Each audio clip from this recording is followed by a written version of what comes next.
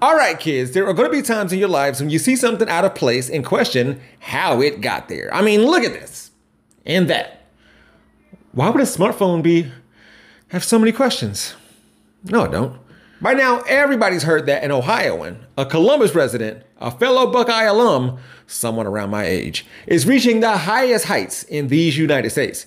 And I know how he got there, but soon he may need no further introduction around the world.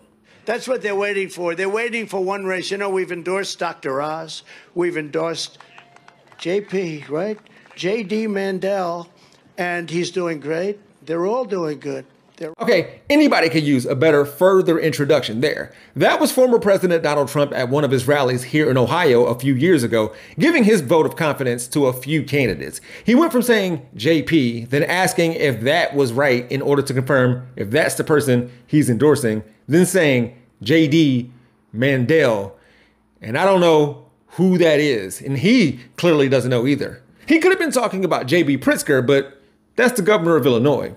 He could have been talking about J.R. Majewski, a MAGA rapper who lost a bid to become House Republican, then ran again, dropped out of the race when he called Special Olympics athletes the R word, and lies about serving in Afghanistan when even the Air Force had no record of it. Trump could have been talking about Josh Mandel, who may be about to face jail time right about now. He is a former two-term state treasurer and Ohio state representative who ran to become U.S. Senator like 3 times, and most recently lost out in the Republican primary to who Trump was talking about and who we're going to be talking about, JD Vance. Just yesterday, as of me recording this, Trump announced that JD Vance will be his running mate as vice president while he seeks the 2024 presidency. They made their first appearance together during night 1 of the Republican National Convention in Milwaukee. Now, JD Vance is an investor and a political and public policy commentator. He was raised in Middletown, Ohio, which is very much not Appalachia.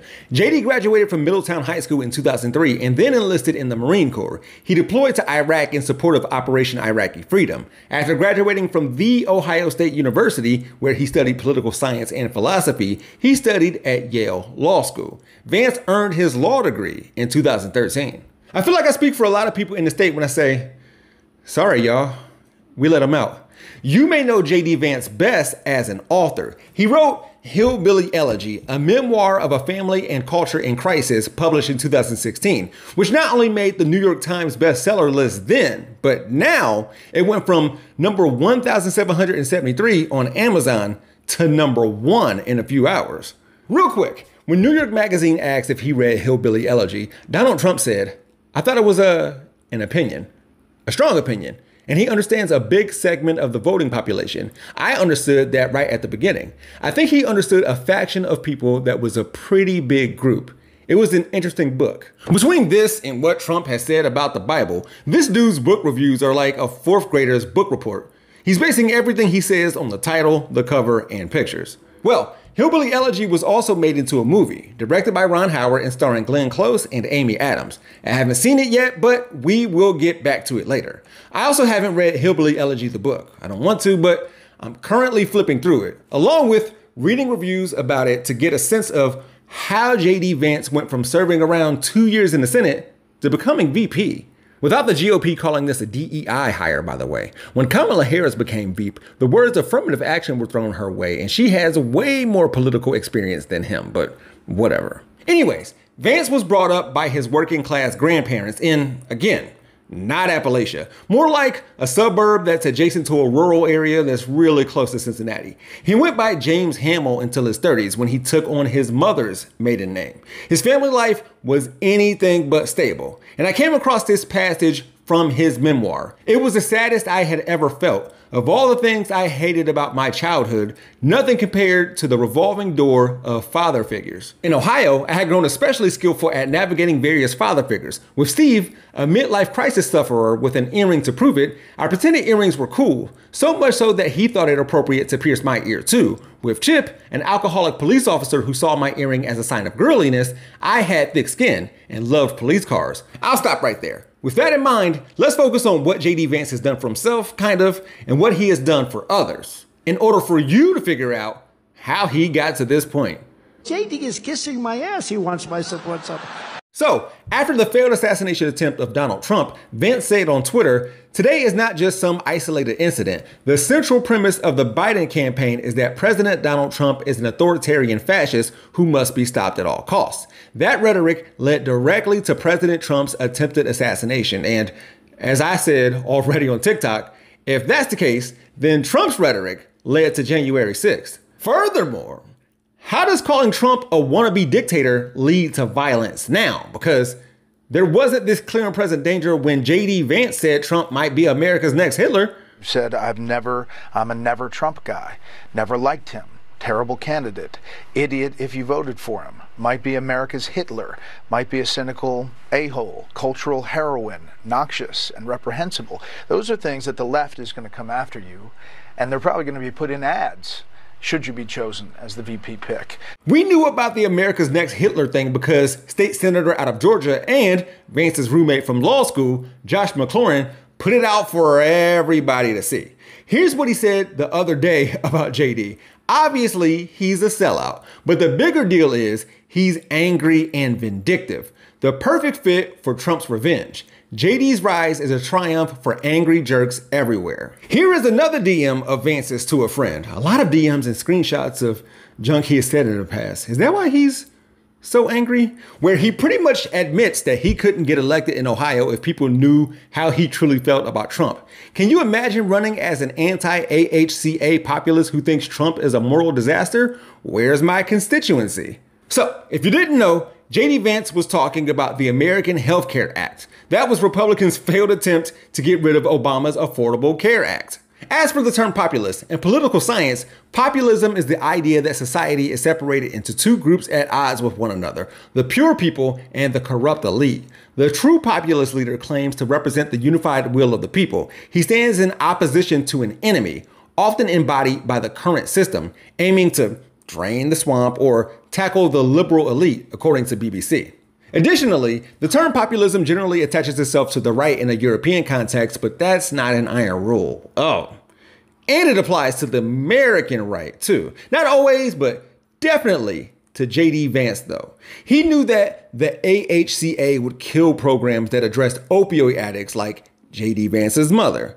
It would have removed the government's requirements for states to provide mental health care for addicts. It would have reduced Medicaid, which is important for the care of opioid addicts. A day after the 2016 presidential election, JD Vance founded Our Ohio Renewal, which was supposed to be a charity which helped opioid addiction. However, you know what I haven't done? I didn't start a fake nonprofit pretending like I was going to help people with addiction like JD Vance did. Literally started a nonprofit and didn't spend one nickel on anybody. In fact, he brought in somebody from Purdue Pharma to be the spokesperson for the nonprofit. The same drug company, Big Pharma, the big drug company that had all the pill mills going, got everybody addicted. 1 million people died, JD. 1 million people died. Democrat Tim Ryan, who will go on to lose to JD Vance after that debate in their bid for U.S. Senate. According to the Associated Press, Vance shuttered that nonprofit shortly after clinching the state's Republican nomination for U.S. Senate. An AP review found that the charity's most notable accomplishment, sending an addiction specialist to Ohio's Appalachian region for a year-long residency, was tainted by ties among the doctor, the institute that employed her, and Purdue Pharma, the manufacturer of OxyContin. Conflict of interest with Big Pharma. Vance made claim to be for the people and against elites, but which people? And which elites? Because his homeboy is Peter Thiel, billionaire co-founder of PayPal, big tech. Not only did Thiel hire Vance at his global investment firm in 2017, where he worked as a venture capitalist in Silicon Valley doing, I can't be sure what he was doing.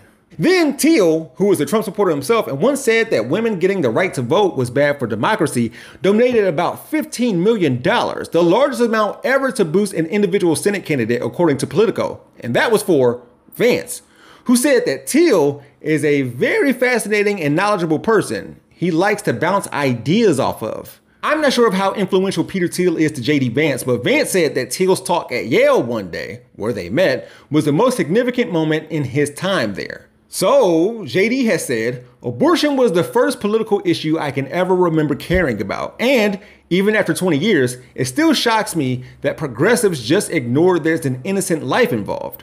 Concerning this issue, which the AHCA would have destroyed, on his website it reads, eliminating abortion is first and foremost about protecting the unborn, but it's also about making our society more pro-child and pro-family. The pro-life fight continues by ensuring that every young mother has the resources to bring new life into the world. And while he says, we'll expand child tax credits and ensure that young parents don't come home from the hospital with budget-busting surprise bills, is there mention of the life of the person giving birth or exceptions for rape and incest? Because Vance has said he believes that two wrongs don't make a right, although he may publicly support a 14-week abortion ban with exceptions. But hey, speaking of the lives and livelihood of women and mothers, this is one of the great tricks that I think the sexual revolution pulled on the American populace, which is this idea that, like, well, okay, these marriages were fundamentally, they were maybe even violent, but certainly they were unhappy.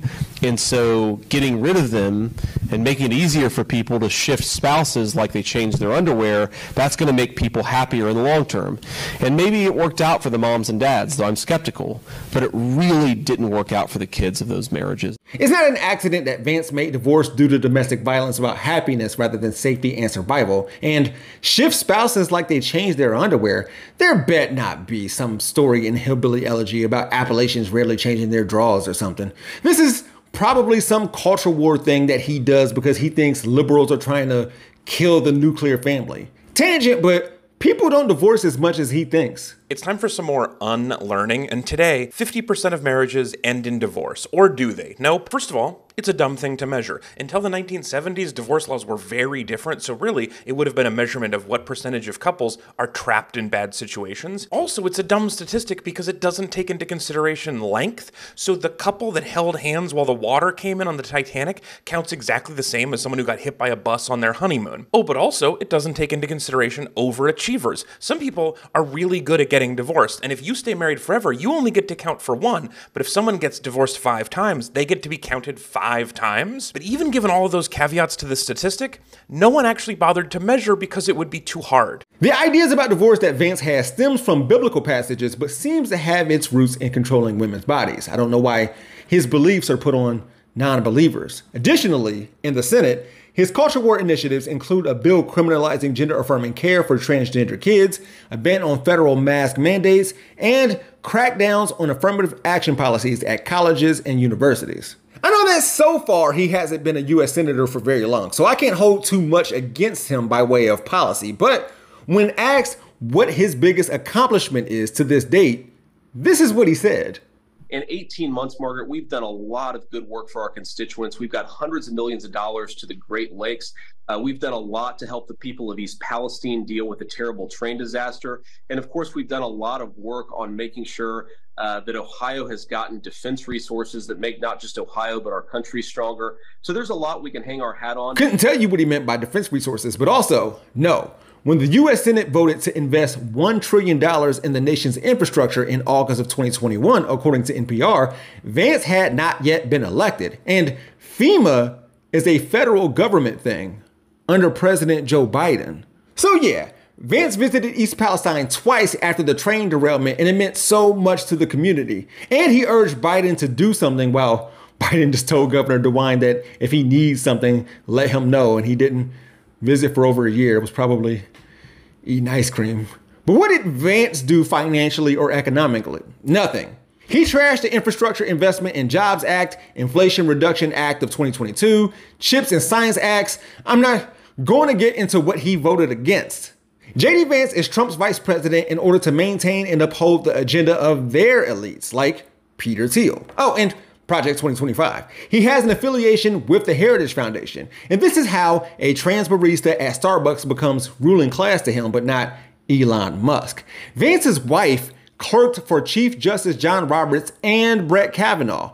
Come November, this man, the one without the beard, there we go, is one heartbeat away from becoming president. Even with that, if he gets what he wants, Vivek Ramaswamy could be appointed a U.S. Senator in his place, which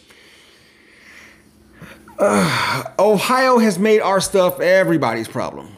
But you can't police people for being anti-Israel or pro-Israel. You can police people for violating the law. And we have seen some of that with some of these protests. Okay, so you agree that people who break in and vandalize a building should be prosecuted?